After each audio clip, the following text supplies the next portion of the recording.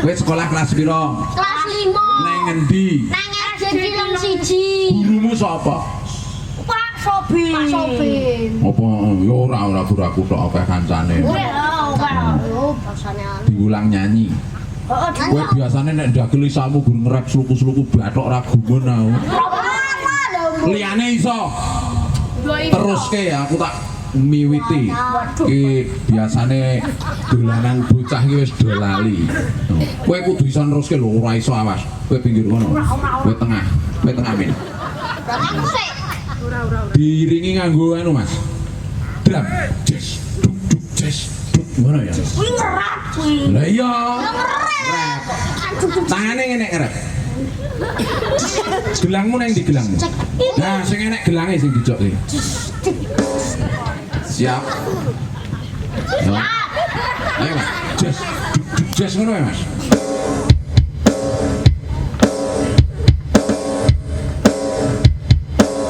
Kaya angkrek. Ciman lo ayo lo. Lopes ayo bes. Estoroko ayo jam. Ojo bagus ayo Gus. Kosti kulo ayo lo. Lomba abang ayo bang. Abang dhuwur ayo wur. Wara-wari ayo ri. Rinding sutong ayo tong. Atong ayo ngi. Limonang ngentut makut ayo. Ora pareng ngono Pak Jaini didukani lho. Ngentut Pak. Aku mau kaya ngono kuwi.